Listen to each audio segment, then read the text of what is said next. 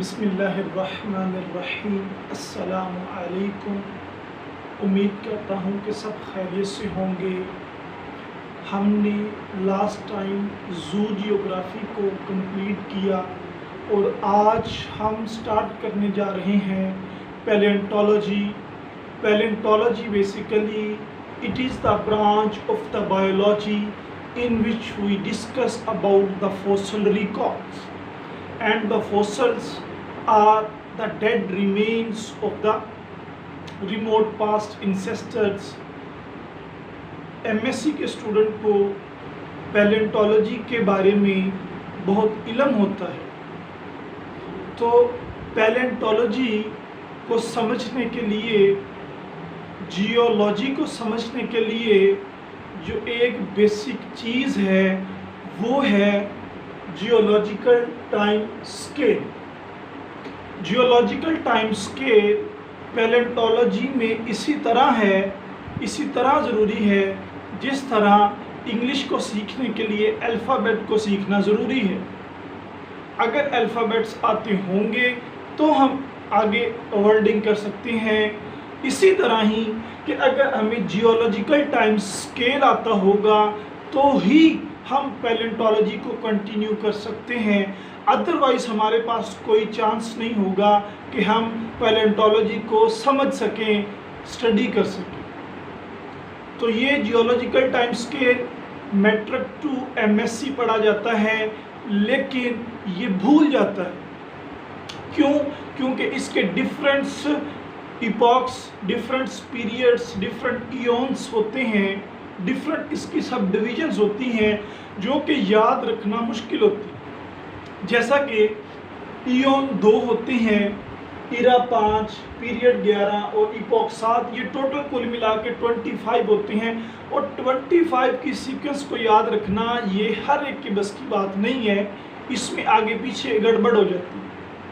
तो आज हम इंशाअल्लाह जियोलॉजिकल टाइम स्केल को ना सिर्फ स्टडी करेंगे, ना सिर्फ इसको अंडरस्टैंड करेंगे, बल्कि हम इसको एक सुपरस्क्रिप्ट में, एक शॉर्ट वे में इसकी कीज़ भी सीखेंगे कि किस तरह से एक जियोलॉजिकल टाइम स्केल को बहुत देर तक परमानेंटली अपने माइंड में इसको बिठाया जा सकता है। तो जैसा कि मैंने आपसे पहले बोला था कि ये लेक्चर जो है बेसिकली बेस है पैलेंटोलॉजी की, और इसी वजह से इस लेक्चर पे टाइम भी ज़्यादा लगेगा, इवन 1 आवर लग जाए, 1 घंटे तक। इंशाअल्लाह 1 घंटे से पहले हम इसको ख़त्म करेंगे, लेकिन ये टाइम आपका ज़ाया नहीं जाए।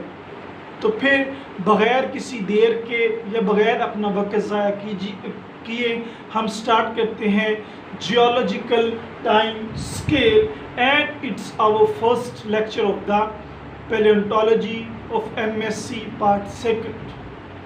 तो जियोलॉजिकल टाइम स्केल जैसा कि 3 वर्ड्स पर मुश्तमिल है, जियोलॉजिकल, फिर टाइम, फिर स्केल।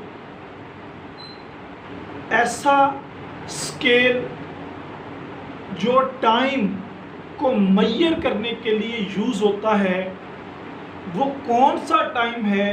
वो टाइम है जियोलॉजिकल टाइम। जियोलॉजिकल टाइम कौन सा होता है?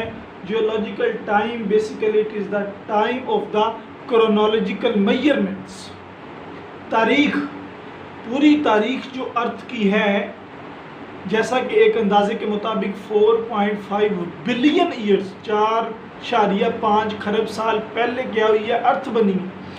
ये जो हम एस्टीमेट लगाते हैं कि 4.5 बिलियन ईयर्स ओल्ड अर्थ बनी है, ये इंसान को तो पैदा हुए हज़ारों लाखों साल हुए हैं, तो ये बिलियन ईयर तक इल्म कैसे हासिल कर लिया इसने?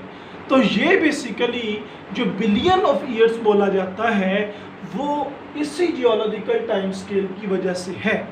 तो फिर क्या हुआ कि ऐसा स्केल जो टाइम को मेजर करे, कौन सा टाइम मेजर करे? जो फ्रॉम द बिगिनिंग ऑफ अर्थ से लेकर अब तक हो चुका है, इस टाइम को मेजर करे with the using of the fossil record. Fossil record को देखकर कार्बन डेटिंग का मेथड अप्लाई करके, फिजन ट्रैक डेटिंग का मेथड अप्लाई करके, इन सब मेथड्स के ज़रिए फॉसल रिकॉर्ड की टाइमिंग को मालूम करना और फिर उस टाइमिंग को एक स्केल के तौर पर, एक चार्ट के तौर पर हमें प्रिजर्व करना, that is the geological time scale. I hope you pick my talk. तो अब ये जो डेफिनेशन है इसकी, बेसिकली देखिए क्या लिखा है, system of chronological measurements. Geological time scale is a system of the chronological measurements that relates to the stratigraphy of time. यहाँ पर दो लफ्ज़ मुश्किल हैं, एक क्रोनोलॉजी और दूसरा स्ट्रेटिग्राफी। क्रोनोलॉजी बेसिकली होती है तारीख। तारीख किसको बोलते हैं? जो पीछे गुजर गया। तो ऐसा सिस्टम जो गुजरी हुई तारीख की मेजरमेंट करे, गुजरे हुए टाइम की मेजरमेंट करे, वो टाइम किसके साथ रिलेट हो? स्ट्रैटिग्राफी ऑफ टाइम, यानी कि जो इल्मुल तबकातुल अर्ज है, जो ज़मीन का इल्म है, ज़मीन की तारीख को लेकर जो मेजरमेंट ऑफ टाइम की जाती है, that will be the chronological measurement and this is the geological time scale. Simple words में इसको सुन लीजिए कि it is the scale which is used to determine the time with respect to the geology. Time को determine करना है किसके साथ? With respect to the geology, earth के इल्म के साथ, अर्थ की ओरिजिनेशन के साथ। अब तक जितना टाइम हो चुका है, गुजर चुका है, इस सब का जो इल्म है, इस सब का जो पैमाना है, वो है जियोलॉजिकल टाइम स्केल। तो geological time scale basically it is a bigger category.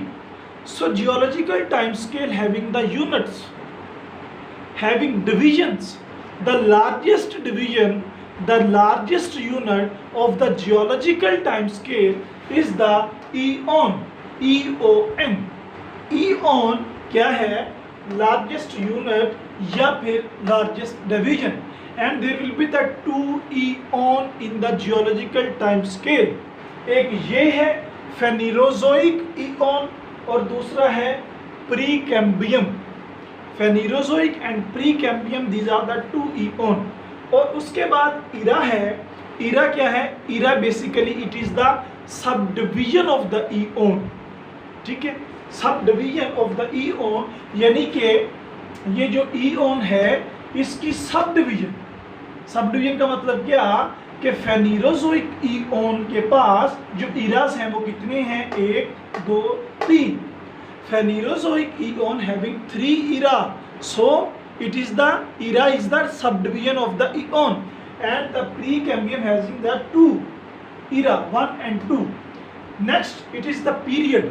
Period is the further subdivision of the era. era की subdivision period है।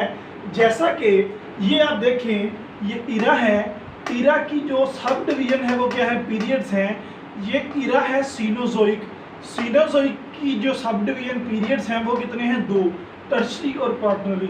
आगे मीजोजोइक एक इरा है, मीजोजोइक इरा है, इसके पीरियड्स कितने हैं? 3, क्रिटेशियस, जुरासिक एंड ट्राइएसिक। सही है। उसके बाद पैलियोजोइक एक इरा है, इसकी सब डिवीजन क्या है? पीरियड्स। कितने पीरियड्स हैं? 6 periods. Permian, Carboniferous, Devonian, Silurian, Ordovician and the Cambrian. उसके बाद ये इरा है, इनकी सब डिवीजन, इनके पीरियड्स मौजूद नहीं है जियोलॉजिकल टाइम स्केल में। समझ आई? तो एंड वाली क्या चीज है? इपॉक। इपॉक क्या है? Epoch is the subdivision of the period. जिस तरह ये पीरियड है, 2 पीरियड्स हैं, क्वार्टनरी है, इसके अंदर 2 इपॉक है। Epoch is the subdivision of the period. इसी तरह टर्शरी है, इसके अंदर 1 2 3 4 5 इपॉक हैं, यानी कि जो ऊपर वाली कैटेगरी है वो डिवीजन है और जो उसके नीचे है वो उसकी सब डिवीजन है। इसी तरह से ब्रांचिंग चलती चलती आज तक 2020 तक जो जियोलॉजिकल टाइम स्केल इस्तेमाल किया जाता है वो आपके सामने है, जिसमें ईओन, इरा, पीरियड, इपॉक्स और फिर उन टाइम्स को लिखा गया है from the beginning of earth, from the 4.5 billion years ago to the recent one, आज तक, यानी कि 21 अगस्त 2020 तक जो टाइम स्केल है जियोलॉजिकल, वो ये आपके सामने ड्रा किया गया है। अब हम each and every eon, era, period, epoch को डिटेल से देखेंगे। तो सबसे पहले हम डिस्कस करेंगे प्री कैम्ब्रियम। ईओन, ये क्या है? ईओन, 2 ईओन थे, उसमें पहला प्री कैम्ब्रियम। हम प्री कैम्ब्रियम को लेंगे, प्री कैम्ब्रियम को लेकर इसके इराज भी डिस्कस करेंगे। इसके पीरियड्स तो है भी नहीं, इसके इपॉक्स भी नहीं हैं, तो that is why we only discuss about the eras of the Precambrian. Okay, एक एक ईओन को लेकर हम उनकी डिटेल डिस्कस करेंगे। जैसे अब हम डिस्कस करेंगे प्री कैम्ब्रियम। प्री कैम्ब्रियम, इसका नेम क्यों प्री कैम्ब्रियम है? बेसिकली कैम्ब्रियम एक यूनाइटेड किंगडम का सिटी है। कैम्ब्रियम एक यूनाइटेड किंगडम का सिटी है और उस सिटी में रॉक्स को स्टडी किया गया। जैसा कि आप देख सकते हैं कि प्री कैम्ब्रियम जब ख़त्म होगा तो सबसे पहली जो बात है वो कैम्ब्रियम है। सबसे पहला जो पीरियड है वो कैम्ब्रियम है, लेकिन कैम्ब्रियम फेनिरोजोइक ईओन में है। यहाँ पर बात करने का मकसद ये है कि प्री कैम्ब्रियम नाम किस वजह से है कि ये जो प्री कैम्ब्रियम है ये ईओन कैम्ब्रियम से पहले आता है, कैम्ब्रियम से पहले आता है, that is why it is known as the Precambrian. चले इसको छोड़ें, आप ये देखें कि इसका area of period of coverage कितना है। ये स्टार्ट होता है 4.5 billion years ago. According to an estimate the earth will be formed around 4.5 years ago, कि जो ज़मीन है ये 4.5 बिलियन ईयर्स अगो बनी होगी। तो ये फिर तब से स्टार्ट होता है और फिर ये एंड होता है 600 मिलियन ईयर्स अगो। 4.5 बिलियन से ये स्टार्ट होता है और 600 million, not billion, million years ago ये ख़त्म हो जाता है। और कहा जाता है कि this Eon represents the 88% of the geological time scale। 88% of the geological time scale, यानी कि 100 में से 88% हिस्सा जो है वो प्री कैम्ब्रियम में है। Because Precambrian no doubt having only 2 era, but it covers the time from 4.5 billion years, 4.5 billion years से 600 मिलियन ईयर्स तक, बिलियन से मिलियन तक ये एरिया कवर करता है, टाइम कवर करता है। That is why it represent the 88%। तो आगे चलते हैं, इसके 2 इराज हैं। कितने इराज हैं? 2 इराज हैं, एक है प्रोटीरोजोइक और एक है एजोजोइक। अब एक जो इम्पॉर्टेंट बात याद रखने वाली है वो ये है कि हम जियोलॉजिकल टाइम स्केल को नीचे से ऊपर की तरफ डिस्कस करेंगे, हमेशा, कभी भी ऊपर से नीचे की तरफ डिस्कस नहीं करेंगे, नीचे से ऊपर। अब सबसे पहला जो इरा है वो है एजोजोइक इरा। एजोजोइक इरा, जैसा कि हमें मालूम है, जब ज़मीन बनी थी टेम्परेचर बहुत ज़्यादा हाई था। सही है, टेम्परेचर क्या था? बहुत ज़्यादा हाई था। और ये टेम्परेचर जो था इतना हाई था कि यहाँ पर कोई भी लाइफ एग्जिस्ट नहीं करती थी। और यहाँ पर इस वक्त जो मेन इंग्रेडिएंट्स थे वो थे आयरन और सिलिकेट्स। जब टेम्परेचर कूल डाउन हुआ थोड़ा तो यहाँ पर मेन इंग्रेडिएंट्स कौन से थे? आयरन और सिलिकेट्स। टेम्परेचर जब कूल हुआ तो आयरन ने कोर बना दिया अर्थ का, ये कंसिडर किया जाता है, ठीक है। और उसके बाद जब 1 बिलियन ईयर्स गुजरा, 4.5 बिलियन से 3.5 बिलियन ईयर्स के दरमियान कितने ईयर्स का फासला है? 1 बिलियन ईयर का फासला। यानी कि एजोजोइक 4.5 बिलियन ईयर से स्टार्ट होकर ख़त्म कहाँ पर हो रहा है? 3.5 बिलियन ईयर्स पर। ये देखो एजोजोइक स्टार्ट हो रहा है 4.5 बिलियन से और ये एजोजोइक खत्म होगा 3.5 बिलियन ईयर्स अगो। बिलियन, 1 बिलियन ईयर्स के बाद टेम्परेचर इतना कूल डाउन हुआ कि उस अर्थ के अराउंड रॉक्स फॉर्मेशन हो गई, चट्टानें बन गई। अब इन रॉक्स की वजह से, फॉर्मेशन की वजह से वोल्केनो कंसीडर किया जाता है। वोल्केनो या फिर कोई फीचर्स, ऐसे रिएक्शंस हुए कि ज़मीन से पानी निकला ऊपर की तरफ कि वो ज़मीन के कोर को डिस्ट्रॉय कर गया और फिर डिस्ट्रॉय करने के बाद यहाँ पर क्या बनते हैं जी? ओशन फॉर्म हुए। 1 बिलियन साल के बाद रॉक्स फॉर्मेशन हुई, फिर ओशन फॉर्म हुए। ये ओशन किस तरह से फॉर्म हुए कि नेचुरल बेसन्स मौजूद थे, नेचुरल बेसन से पानी ऊपर की तरफ आया, ऊपर की तरफ जब आया तो ओशंस फॉर्म हुए। ये था बेसिकली आइडिया, ये था एजोजोइक first era of the procambium. अब इसका दूसरा इरा रह गया, वो कौन सा है? प्रोटीरोजोइक। प्रोटीरोजोइक इरा पढ़ने के बाद हमारा 1 ईओन मुकम्मल हो जाएगा और 1 ईओन बाकी रहेगा।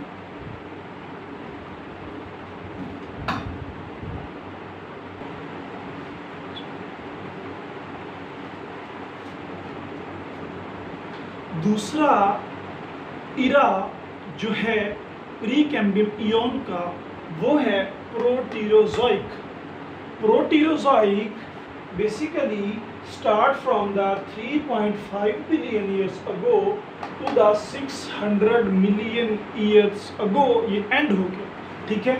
3.5 से 600 मिलियन ईयर्स पर एंड हुआ और यहाँ पर एविडेंस मिलते हैं फर्स्ट लाइफ फॉर्म। एजोजोइक में कोई लाइफ नहीं थी, नो लाइफ, लेकिन प्रोटीरोजोइक में first life form, earliest life form के एविडेंसेस मिलते हैं। वो अर्लीस्ट लाइफ फॉर्म कौन सी है? वो है stromatolite. Stromatolites basically these are the single celled bacteria, these are the cyanobacteria.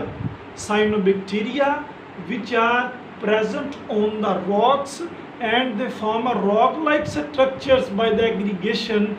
basically it is the stromatolite। तो स्ट्रोमेटोलाइट्स जो हैं ये फर्स्ट लाइफ फॉर्म है हमारी अर्थ पर, और आफ्टर 1 बिलियन ईयर्स यानी कि 3.5 बिलियन ईयर्स के बाद जो 1 बिलियन ईयर्स गुजरा है, 2.5 बिलियन ईयर्स तक ये पॉपुलेशंस हाई इनकी रही है, लेकिन बाद में डिक्लाइन आ, stromatolite decline after 1 billion years ago. तो फिर उस वक्त डिक्लाइनेशन की जो रिस्पॉन्सिबिलिटी वो क्या थी? There will be a algae grow and this algae responsible for declination in the stromatolite population. ये है बेसिकली दूसरा इरा। अब हम मूव करेंगे दूसरे ईओन की तरफ, that will be the Phanerozoic eon। Phanerozoic eon basically it is the Greek word, and phanero mean visible, zoic mean life। In this eon here the visible life is formed, mean कि एक fully life तो नहीं लेकिन एक visible life जो देखने के काबिल हो। बैक्टीरिया देखे नहीं जा सकते जो हमने पहले ईओन में डिस्कस किए। तो यहाँ पर ऐसे ऑर्गेनिज्म जिनको हम नेक्ड आई से देख सकते हैं उनकी एवोल्यूशन हुई। यहाँ पर अबाउट 600 मिलियन ईयर्स से लेकर अब तक का जो पीरियड है वो आता है फेनीरोजोइक ईओन। यहाँ पर देखें कि ये जो प्री कैम्बियम था ये 600 मिलियन ईयर्स अगो फिनिश हो गया। अब 600 से लेकर रिसेंट तक जो ईयन है वो है फेनीरोजोइक ईयन, ये बात लिखी हुई है। अब ये जो फेनीरोजोइक ईयन है ये फर्दर डिवाइडेड इनटू 3 इरास, इसके 3 इरास हैं। वो इरास कौन कौन से हैं? Palaeozoic number 1, Mesozoic number 2 and Cenozoic number 3। इनके 3 इरास हैं और ईच इरा फर्दर डिवाइडेड इनटू पीरियड्स। में ये इरा है, इसके ये 6 पीरियड हैं, ये इरा है, इसके 3 पीरियड हैं, ये इरा है, इसके 2 टर्शियरी और क्वार्टरनरी पीरियड हैं। और ईच पीरियड के तो नहीं, लेकिन एक जो पीरियड है, 2 पीरियड्स हैं टर्शियरी और क्वार्टरनरी, इनके आगे इपॉक्स भी मौजूद हैं। तो जो इरास हैं 3 eras, Palaeozoic, Mesozoic and Cenozoic. Palaeozoic 500 million years से, या फिर हम यहाँ पर आसानी के लिए लिख लेते हैं कि 600 मिलियन ईयर्स से ये 280 मिलियन ईयर्स तक। यहाँ पर आप एक बात याद रखना कि सारी की सारी बात मिलियन ईयर्स में होगी, बिलियन में नहीं। MYA लिखा जाता है मिलियन ईयर्स अगो को। तो 600 से 280 million years mean it covers about the 320 million years of the time. Then Mesozoic ये 280 पर ख़त्म होता है, तो ये 280 से स्टार्ट होकर 135 पर ख़त्म, यानी कि 145 million years ago round bound ये कवर करता है। और तीसरा इरा है सीनोजोइक, ये 135 पे ख़त्म हुआ था, तो ये 135 से स्टार्ट होकर अब तक जहाँ हम मौजूद हैं, ये इरा इस चीज़ तक जियोलॉजिकल टाइम स्केल को मेजरमेंट करते हैं। ठीक है, अब हम एक एक इरा को लेंगे। पहले हम लेंगे पैलियोजोइक इरा को, फिर मीसो और फिर सीनोजोइक इरा को लेकर इनकी डिटेल यानी कि इनके पीरियड्स और इनके इपॉक्स हम डिस्कस करेंगे। Each and every epoch, each and every period and each and every era is discuss in detail. अब हम फेनीरोजोइक ईयन के जो 3 इरास हैं उनमें सबसे पहला इरा डिस्कस करेंगे, वो है पैलियोजोइक इरा। पैलियोजोइक इरा जैसा कि हमने बात की थी कि ये स्टार्ट होता है 600 मिलियन ईयर्स से और एंड हो जाता है 280 मिलियन ईयर्स तक। यानी कि ये पैलियोजोइक इरा है, 600 मिलियन ईयर्स ये ख़त्म हुआ था, तो इसका मतलब है कि ये इरा जो है 600 मिलियन ईयर्स पे स्टार्ट हो गया और 280 टू 80 मिलियन ईयर्स तक जाकर ये ख़त्म होता है, जहाँ पर मीसोजोइक इरा स्टार्ट होता है। तो इस पैलियोजोइक इरा के 6 पीरियड्स हैं। 6 पीरियड्स में सबसे पहले है कैम्ब्रियन, फिर ऑर्डोविशियन, फिर सिल्यूरियन, फिर डिवोनियन, फिर कार्बोनिफेरस, फिर पर्मियन। हम ईच एंड एवरी पीरियड्स को देखेंगे, लेकिन सबसे पहला पीरियड क्या है? कैम्ब्रियम। कैम्ब्रियम basically it is a period that start from the 600 million years ago and end up to the 500 million years ago, यानी कि 600 मिलियन ईयर्स पे ये स्टार्ट हुआ और 500 मिलियन ईयर पे ख़त्म हुआ। इसका मतलब क्या कि Cambrian covers about 100 million years का पीरियड। और इस 100 मिलियन ईयर्स में क्या होता है? पहली लाइफ फॉर्म अपीयर होती है जो स्मॉल शेली फॉसिल्स थे, शेल स्ट्रक्चर्स थे, जिनके पीरियड्स ऑफ एवोल्यूशनरी इनोवेशन कहा जाता है। इस पीरियड में शेल वाले जो ऑर्गेनिज्म हैं, इनवर्टिब्रेट्स हैं, तकरीबन सारे के सारे मेटाजोआन्स जो शेली ऑर्गेनिजम्स हैं उनके फॉसिल्स इसमें पाए जाते हैं। That is why it is the evolutionary innovation. उसके बाद रॉक्स जो यहाँ पर मौजूद हैं उसमें ट्राइलोबाइट्स के फॉसिल्स भी हैं, एनिलिड्स के फॉसिल्स भी हैं, और दूसरे इनवर्टिब्रेट्स जैसे शेली की बात की, इनके फॉसिल भी मौजूद हैं। और ऑर्गेनिजम्स जो यहाँ पर डेवलप हुए हैं उन्होंने डिफरेंट या न्यू इकोलॉजिकल निचेस भी डिफाइन की हैं और उनकी फीडिंग स्ट्रेटजीज भी थी, लाइक हंटिंग वगैरह वगैरह। और फिर उन ऑर्गेनिजम्स में appearance and diversification of algae भी हुई है, यानी कि एल्गी में कोरालिन और डिस्कलेड, ये दो इंपॉर्टेंट क्लासेस ऑफ एल्जीज हैं जो कैम्ब्रियम में क्या हुई हैं, अपीयर हुई। तो अब हम मूव करते हैं नेक्स्ट पीरियड की तरफ, वो है Ordovician period of the Palaeozoic era. अब हम बात करेंगे Ordovician, this is the second period of the Palaeozoic era. Ordovician last for the 75 million years. It starts from the 500 million years and end up to the 425 million years, and about it covers the 75 million years as shown in the figure. Ordovician starting from the 500 million years and end up to the 425 million years ago. In this case, the many organisms have been appeared. ठीक है, अब इतनी बात याद रखनी है कि जो हम ऊपर वाला पीरियड पढ़ते जाएंगे, नेक्स्ट पीरियड में डाइवर्सिफिकेशन होती जाएगी एनिमल्स की। एनिमल्स के फॉसिल्स जो प्लांट्स के फॉसिल्स जो मिलेंगे वो with the passage of time, जो टाइम गुजरता जाएगा कम होता जाएगा ऊपर की तरफ, तो इनमें डाइवर्सिफिकेशन होती जाएगी।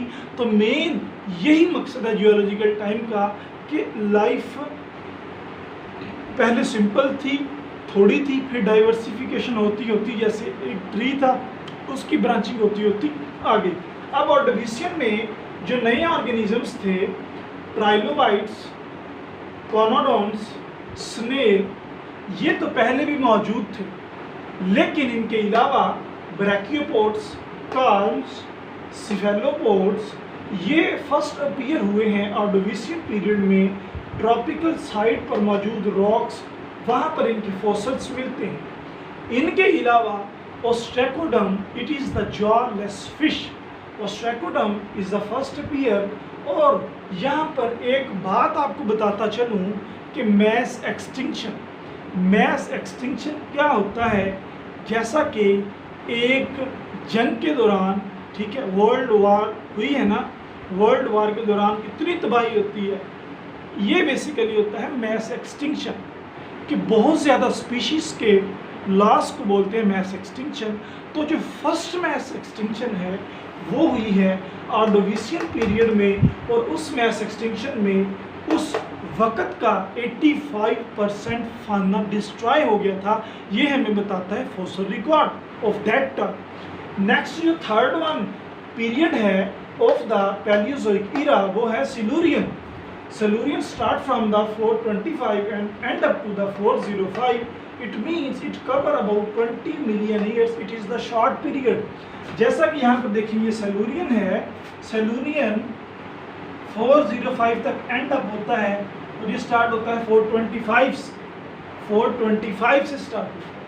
अब इसमें जो नई चीज़ है वो क्या है, कोराइनोइड्स। कोराइनोइड्स बेसिकली क्या है, crinoids is the diversification of the brachiopod. क्या है, it is the diversification of brachiopod. Brachiopods invertebrates हैं, इनकी डाइवर्सिफिकेशन को बोलते हैं कोराइनोइड्स। इसके अलावा यहाँ पर सेलूनियन में जो फ्रेश वाटर फिश है, जो जार्ड फिश है, वो अपीयर हुई है। उसके अलावा मोलस्क हैं, सेंटीपेड हैं, फंजाई है। फंजाई के अलावा ये सारे के सारे ऑर्गेनिजम्स यहाँ पर फर्स्ट टाइम डिस्कस किए गए हैं, डिस्कवर किए गए हैं, और यहाँ पर दूसरी मैस एक्सटिंक्शन हुई है, वो है 83%, यानी कि 83% of the fauna and the flora have been destroyed by the second mass extinction in the Silurian period. अब हमारे पास फोर्थ पीरियड जो है पैलियोजोइक ईरा का, वो है Devonian. Devonian basically it is derived from the Devon. Devon is the name of rocks which are present in the England. England में जो rocks present हैं उनको डिवॉन कहा जाता है। तो वहाँ पर सबसे पहले जो फॉसिल रिकॉर्ड्स मिले थे, इसलिए इसको नाम दिया गया है Devonian. Devonian starting from the 405 and end up to the 345. It means it covers about the 60 million years of the area. जैसा कि यहाँ पर डिवोनियन है, ये 405 से स्टार्ट हो रहा है और 345 पर एंड अप हो रहा है, यही चीज़ लिखी हुई है। इसमें सबसे पहले जो अपीयरेंस हुई है वो प्लांट्स की जो सबसे पहली अपीयरेंस है वो किधर हुई है, डिवोनियन में। वास्कुलर प्लांट्स भी थे, सीड बेयरिंग प्लांट्स भी थे, और प्लांट्स के अलावा इतने अबंडेंट प्लांट्स थे कि यहाँ पर फॉरेस्ट्स की अपीयरेंस भी हुई है। यहाँ पर पता चला है फॉसिल रिकॉर्ड से कि यहाँ पर इतनी ज़्यादा अमाउंट में वेजिटेशंस थी, फॉरेस्ट थे, यहाँ पर फॉरेस्ट भी थे। अब डिवोनियन की एक खसूसियत ये है कि इसको एज ऑफ फिश कहा जाता है। जो मॉडर्न फिशेस हैं, बोनी फिशेस हैं, रे फिन्ड फिशेस हैं, ठीक है, लोब्ड फिशेस हैं, ये सारी की सारी फिशेस जो अब मौजूद हैं ये स्टार्ट हुई हैं कब से? डिवोनियन से। That is why it is known as the age of fish. और इसके अलावा जो पेल्विक एंड पेक्टोरल फिन्स थे वो ट्रांसफॉर्म हो गए हैं इनटू लेग्स एंड हैंड्स में, ताकि चल सकें, ताकि ग्रैस्पिंग कर सकें, पकड़ सकें।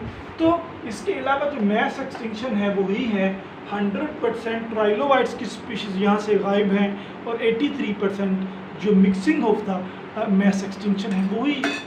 ये हो गए हमारे 4 पीरियड। अब 2 रह गए हैं, Carboniferous and the Permian period. अब हम डिस्कस करते हैं वो दोनों।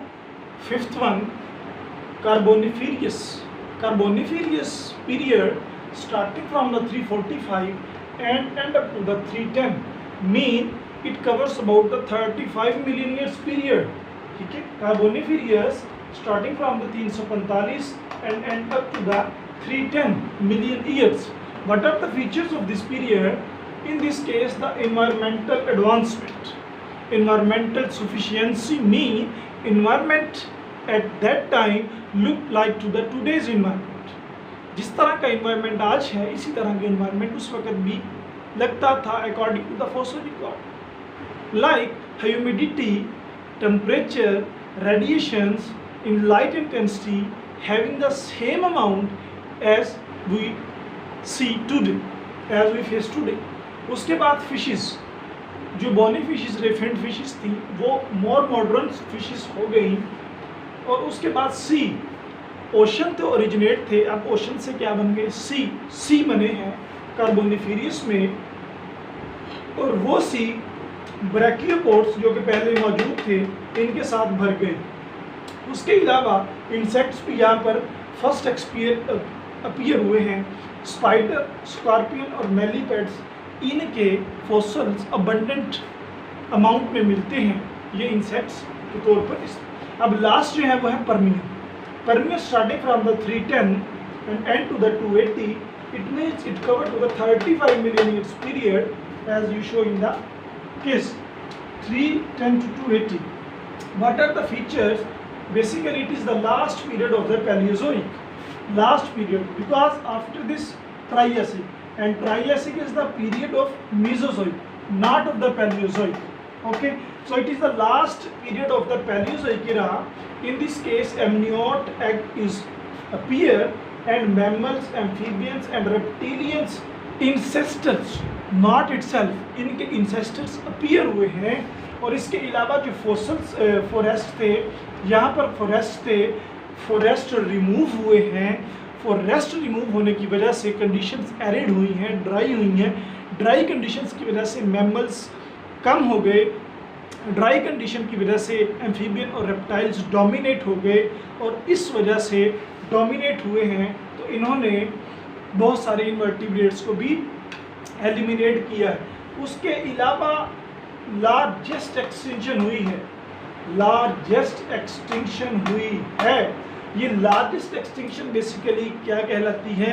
ये कहलाती है पर्मियन एंड ट्रायसिक एक्सटिंक्शन। इस केस में क्या हुआ है? इस केस में 90% मैरीन फाना फ्लोरा एक्सटिंक्ट हो गया और 70% टेरेस्ट्रियल डिस्ट्रक्शन हुई है। तो ये थे बेसिकली हमारा एक इरा, ठीक है। पहला इरा पैलियोजोइक इरा किसका? फेनेरोजोइक इयन का। अब हमारे 2 इरास बाकी हैं, मेसोजोइक एंड द सीनोजोइक। जब हम इन दोनों को डिस्कस कर लेंगे तो हमारा सेकंड इयन कंप्लीट होगा। हम बात करेंगे दूसरे इरा की, that is the Mesozoic era. Eon कौन सा है? फेनेरोजोइक इयन। फेनेरोजोइक इयन का दूसरा इरा मेसोजोइक इरा। फेनेरोजोइक इयन का दूसरा era Mesozoic era. Mesozoic era having 3 periods, that will be the Triassic, Jurassic and the Cretaceous. First of all, we are going to discuss about the Triassic. What is the meaning of the Triassic? Tri means 3 layers of rocks which are discussed by different scientists like the Frederick Wolf, Albert Dye and other scientists. Acid means rocks are covered by chalk and shale, so it is the Triassic. Triassic means the fossil record which is discovered, which is studied in the rocks and the layers of the rocks are known as the Triassic. इस case में यहाँ पर 3 रैप्सिड्स जो कि mammals हैं, ये first appear हुए हैं। आर्कोसॉर्स जो कि रेप्टाइल और डायनासॉर्स जिसको बोलते हैं, वो यहाँ पर अपीयर हुए हैं। इन्वायरमेंट बड़ा ड्राई था, इतना ड्राई था कि यहाँ पर फ्लाइंग वर्टिब्रेट्स यानी कि फ्लाइंग करने लग पड़े वर्टिब्रेट्स ऊपर जाके ह्यूमिडिटी को हासिल करने के लिए, और ट्रू मैमल्स भी यहाँ पर अपीयर हुए हैं। इसके अलावा यहाँ पर क्लाइमेट हॉट था। क्यों हॉट था? इससे पहले हमने पढ़ा यहाँ पर फॉरेस्ट रिमूव हो चुके थे due to the mass extinction. Forest removal की वजह से यहाँ पर क्लाइमेट हॉट था। क्लाइमेट हॉट एरिड की वजह से डायनासोर डोमिनेंट हो गए। डायनासोर्स डोमिनेंट हुए तो उन्होंने बहुत सारे एनिमल्स को यहाँ से वाइप आउट कर दिया, यहाँ से निकाल दिया, उनको खा भी गए। तो ये है हमारा पहला पीरियड। अब रिमेनिंग है जुरासिक एंड क्रीटेशियस। जो हमारा पीरियड है मीसोजोइक ईरा का वो है Jurassic. Jurassic starting from the 230 and end up to the 181। It means it covers about the 49 years of the geological time scale. In this case, Jurassic, the dinosaurs are the dominant. Basically, in whole of the Mesozoic era, dinosaurs are the dominant.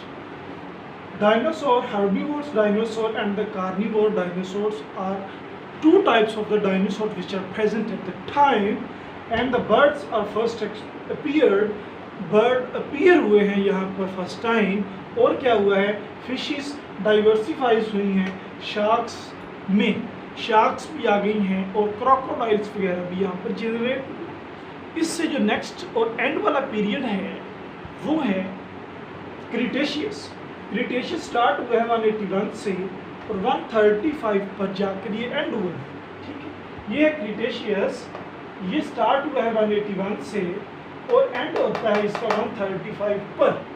What are the features of the Cretaceous period? In this case, environment remains same as in the Jurassic period. जब Jurassic period के मुताबिक environment होगा तो इसका मतलब यहाँ पर भी डायनासोर क्या है? डोमिनेंट है। और यहाँ पर रिमूवल हुई है बहुत सारे फना की, क्योंकि जब डायनासोर डोमिनेंट होंगे तो ये बहुत सारे एनिमल्स को कंपेल करेंगे, उनको ईट करेंगे, उनको फोर्स करेंगे और उनकी जो अमाउंट है उसको रिड्यूस करेंगे। उसके अलावा यहाँ पर इंसेक्ट इनोवेशन हुई है। बहुत ज़्यादा इंसेक्ट्स जो कि मॉडर्न डेज में पाए जाते हैं, बीज, बटरफ्लाइज, एफिड्स वगैरह वगैरह, ये सारे के सारे कब आए हैं? क्रीटेशियस पीरियड में। और इसके एंड में, क्रीटेशियस पीरियड के एंड में डायनासोर्स आर कंप्लीटली, लफ्ज़ सुनो, dinosaur are completely replaced by the animals. Dinosaur बिल्कुल ख़त्म हो गए। क्यों? क्योंकि यहाँ पर इन्वायरमेंट बहुत ज़्यादा चेंज हुआ है, बहुत बड़ी मैस एक्सटिंक्शन हुई है।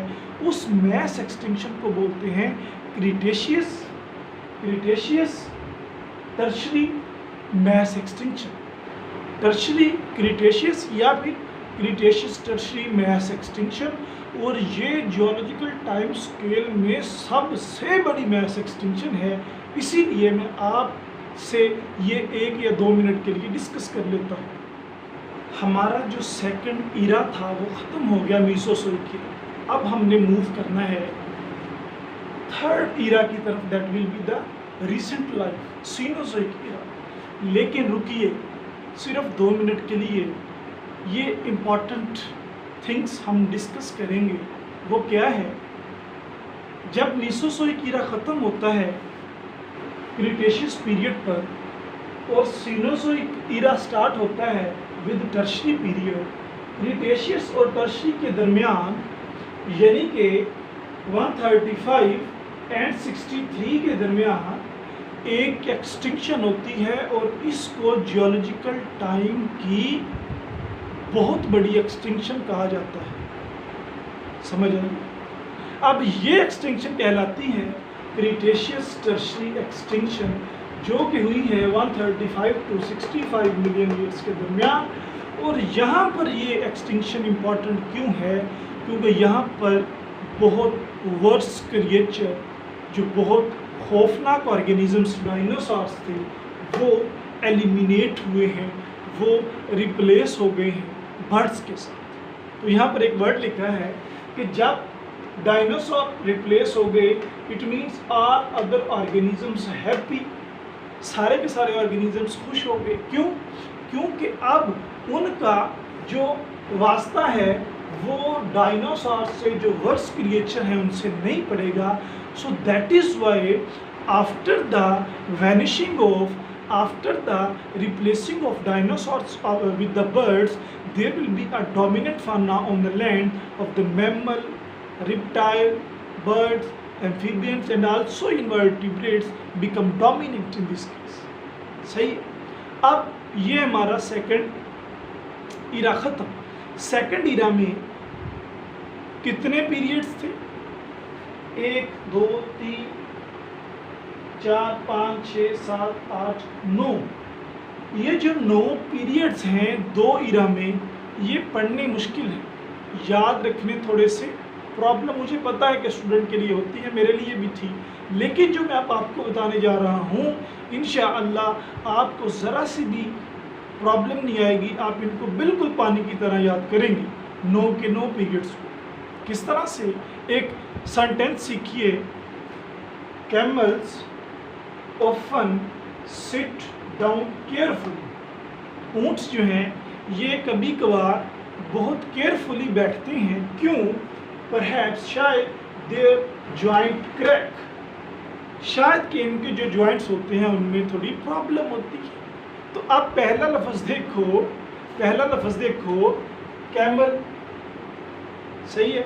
अब वापस आओ यहाँ पर, camels often sit down carefully, perhaps their joints crack। ये मैं आपको बताता चलूँ कि ये एक यूनिवर्सल वे नहीं है, कोई इंटरनेशनल स्टैंडर्ड नहीं है कि जियोलॉजिकल टाइम स्केल में मैं एडिशन कर सकूँ। ठीक है, ये मैं एडिशन कर सकूँ, मेरे पास अथॉरिटी नहीं है, ये बाद में रेस कर दिया जाएगा, लेकिन हम समझ तो सकते हैं ना। तो फिर आओ समझते हैं। कैमल्स, सी इससे कैम्ब्रियम, ऑफन से ओ इससे ऑर्डोविसी, सिट से एस इससे सिलूरी, डी से डाउन, डी से डिवोनियम, सी से केयरफुली, सी से कार्बोनिफेरस, पी से पर्मियन, पी से परहैप्स, टी से देयर, टी से ट्राइएसिक, जे से जॉइंट, जे से जुरासिक, सी से क्रैक, सी से क्रिटेशियस। तो ये लफ्ज़ बनता है camels often sit down carefully, perhaps their joint crack, camels carboniferous, Cambrian, often Ordovician, S Silurian, D Devonian, C Carboniferous, P Permian, T Triassic, J Jurassic, C Cretaceous। तो ये था मेरा आपको बताने का मकसद कि आपको थोड़ी सी आसानी महसूस हो। अब हम मूव करेंगे थर्ड इरा की तरफ, that will be the Cenozoic recent form, जिसमें हम रह रहे हैं।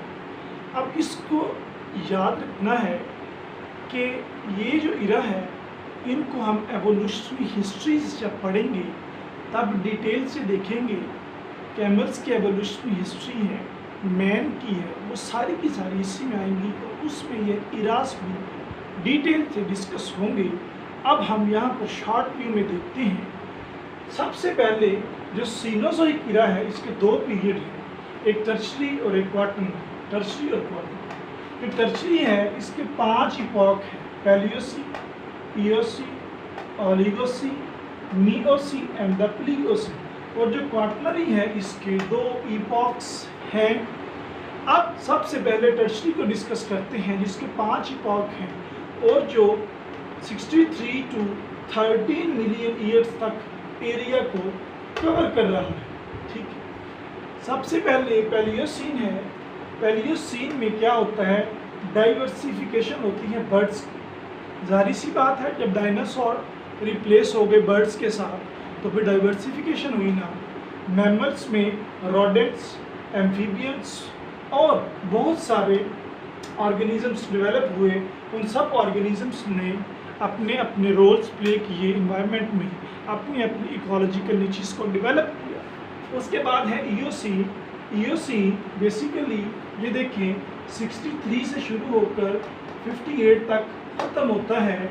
ईओसीन में मंकी फर्स्ट अपीयर हुए हैं और बहुत सारे मैमल्स जैसे आर्टियोडेक्टिला, पेरिसियोडेक्टिला, इनमें कैमल्स, हॉर्स वगैरह आते हैं, ये आए हैं और अंगुलेट्स और फ्लावरिंग प्लांट्स भी अपीयर हुए। उसके बाद है Oligocene. Oligocene is starting from 58 and end up to the 36 million years old.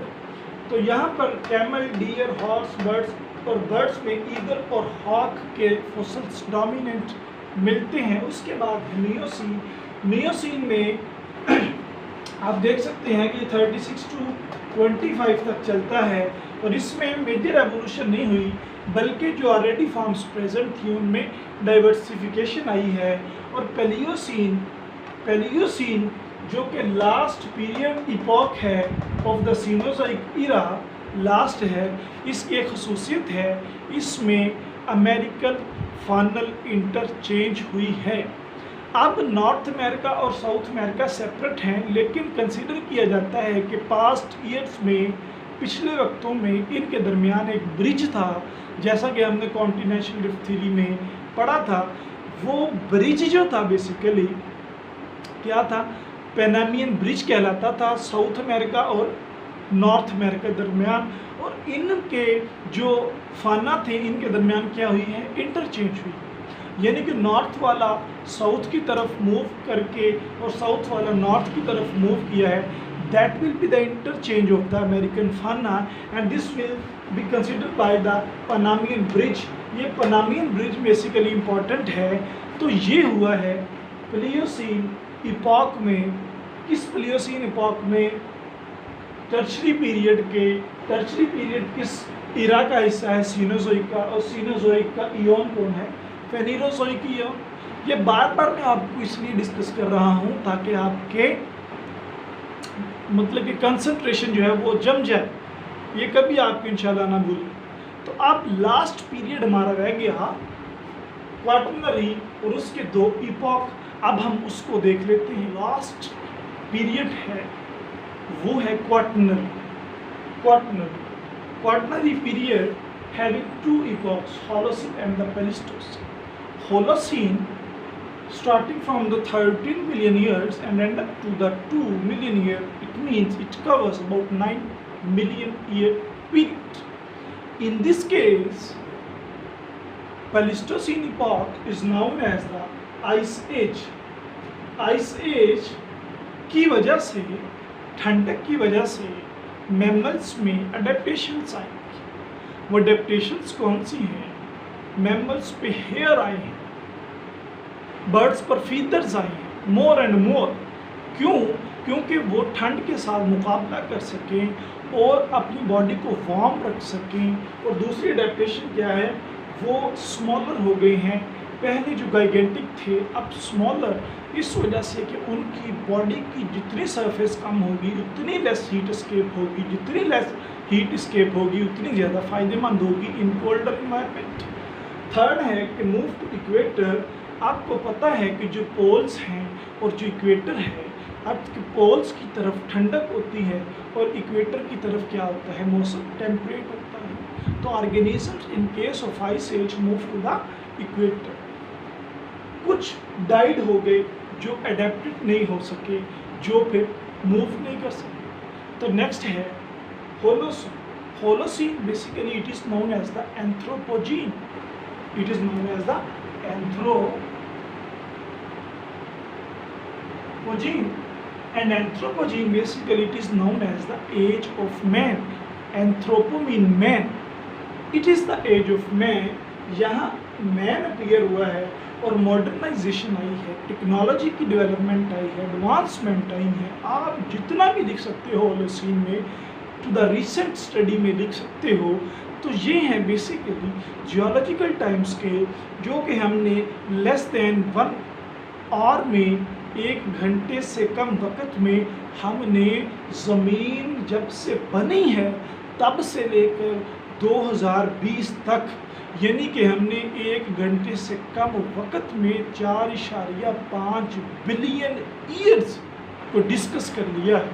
ठीक है, तो I hope you will understand and now we will meet in the next video इंशाअल्लाह।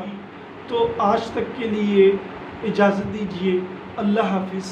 अस्सलामु अलैकुम।